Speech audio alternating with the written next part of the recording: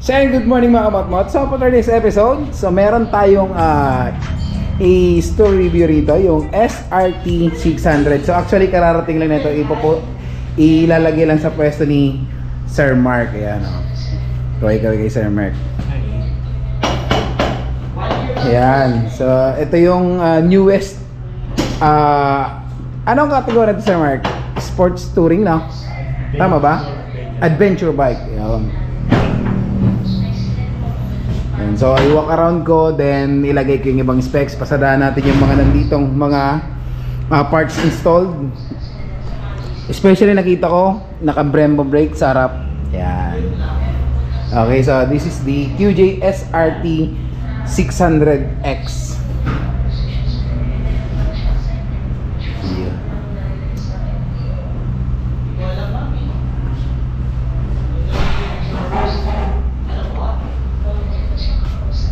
Yan. So paganda ng paganda, pa high-tech or pa evolve ng pa-evolve yung mga product ni SRT ngayon. So napakaganda nito. So mapapansin nyo, almost same lang siya ng SRT na 800. So yung headlight, so pagkakaiba lang yung displacement. So ang displacement nito, meron tong parallel twin engine. So 600cc. So ayan, parallel twin.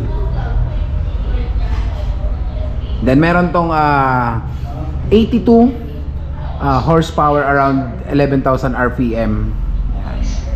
So 8 bulbs, fuel injected bike with maximum 27 liters fuel tank, and si type meron siyang 835 mm, 233 kilos. Ayan. So sa front, meron tong inverted fork na KYB shock. So ang ganda ng installed na shock ngayon, naka KYB na siya. So ito, gumagamit ang ibang mga leading brand ngayon ng ganitong shock sa KYB. So meron tong equipped ng 2 Brembo brakes, 2 piston Brembo brakes. Ayan, flower type na disc. So around 330 mm. So ABS. So equipped din to ng Mitsler na 110 by 80 by 19 tire diameter sa front. Spoke wheels with gold rim. Ito yung mga lumalabas ngayon na design ni QJ, yung naka gold rims. So dual disc yan, like I said kanina. So ang gaganda na to, meron na tong guard na equip pag inabil nyo yung bike. So ito, as is na to, kung ano yung nakikita nyo, yan na yung makukuha nyo once you avail the SRT 600 ng QJ.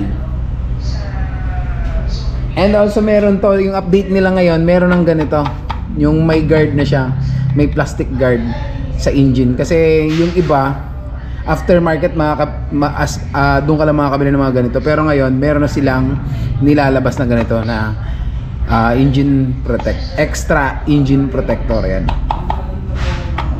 So magandang quality din naman yung naka-installed. So same pairings nito na installed dito. Yan. Then also this one is inspired sa sikat na adventure bike. Alam na natin kung ano yun, doon napakaganda ng pipes. Yan. Swing arm, naka monoshock. Then Brembo brake sa likod, kasi yung iba talaga usually may ibang brand na nag-installed na Brembo sa harap, pero sa likod parang ibang brand. Pero ito single piston Brembo brake sa likod with 240 mm disc diameter sa likod and ABS. So meron din tong equipped na tire na Mitsler na 180 by 55, 150 by 70 by 17 tire diameter na touring tires. And also meron tong tire hugger na equipped. Kasi usually ang iba tinatail tidy katulad nito, then nagpapalit ng ganito. Pero ito, as is na to, wala ka nang babaguhin. And equipped na rin to ng pang tail, pang top box. So may provision na siya na hindi mo na kailangan magpagawa pa or bumili pa ng aftermarket. So pwede na siya installed na yung box mo. And the frame, itong panniers, so kasama na siya, included na siya when you buy the bike. And this one is full, pinakama halaga. Actually ano naman to pwede mo namang is-understand, pero meron pa silang is full na kasama. Nice. So matte, color matte.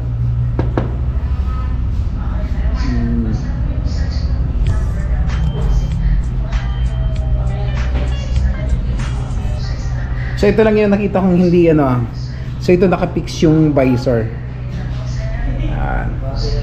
So ito yung beak, ang beak niya, ang ganda ng beak. So inspired siya sa mga malalaking adventure bike. So pero to almost same ng SRT na 800. So ipapakita ko sa inyo yung 800 para mas may idea kayo. Ito yung 800. Ayan Yan. Pakita ko na sila. Ayan. So ito yung 600. So small version lang, mas maliit ang displacement niya. Pero almost same ng design ng naka-equip. So small lang talaga. Mas mababa lang yung displacement. Then the seat, sa pinion makapal. Ang ganda ng stitches na ito, kitang-kita yung detailed. Then sa rider, mas mas maganda kasi meron siyang backrest. So ito dagdag dagdag convenient to. While driving, lalo kung mga long ride. So malambot. Ito. Ito, na-modified na to kasi ang owners ito medyo 5'7" ang height. So medyo medyo mataas yung bike sa kanya. So pinamodified na to. Binawas, ilang inch ang binawas ito? Sir Mark? 2 inch. So 2 inch. So ang seat height nito is 835 mm. Yan. So yun, binaba ng konti. So ipapakita ko sa inyo yung navigation keys. So meron tong high beam, turning light, horn, electric start, hazard, kill switch. Then itong maganda yung reservoir ng brake fluid. So itong gustong-gusto ko. So Brembo brakes, Brembo calipers. Brembo calipers. Then the clutch is the standard pero adjustable. Yan. So meron rin siyang handguard. So napakaganda. So hindi ka nabibili aftermarket. Yan. So papakita ko yung TFT.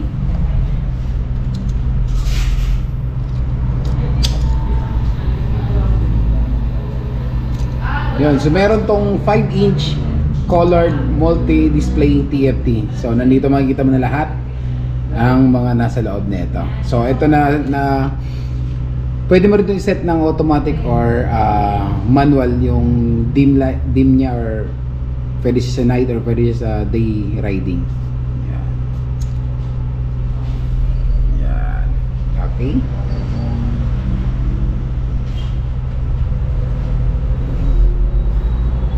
So the SRT 600. Ang ganda ng bagong colorway nila ngayon. So ito Cayenne blue. And ito pa yung mas maganda kasi usually yung iba, yung radiator walang cover. Ito meron na. Pero hindi siya metal pero meron na siya as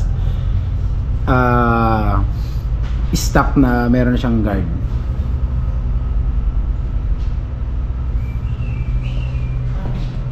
And additional info, so meron tong navigation. So pwede mo nang i-connect yung phone mo, hindi lang Android, pwedeng Apple. So ipapakita sa inyo. So long press. Yun. So scan nyo lang yung QR code doon. Nakakaano na kayo. Makakonect na kayo sa para magiging mirror yung TFT dito. So wala akong phone kaya hindi ko mapapakita, pero pwede siya. Okay, then long press. Yan, so babalik na siya sa dati. So engine sound.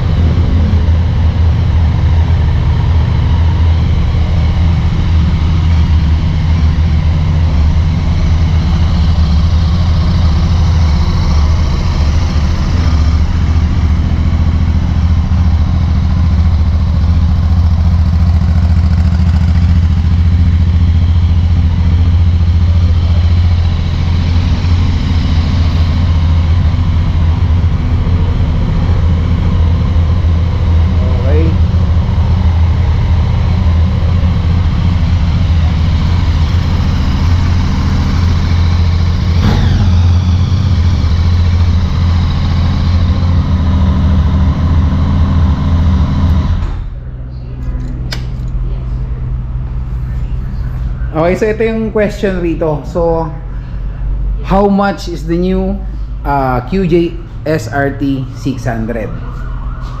So, brand new 369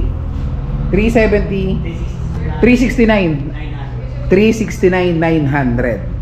So yan yung price nitong SRT 600X. So ayan, 369 900. So hindi ko alam yung promo nito, so ilalagay ko na lang dyan yung exact price and kung meron promos and kung meron ng financing nito. Okay, so yan yung newest unit ng QJ motorcycle. So ayan, sana may nakuha kayong tips and ideas sa ating episode for today. So hanggang sa susunod na episode. So this is Iman See You on the road. Peace out.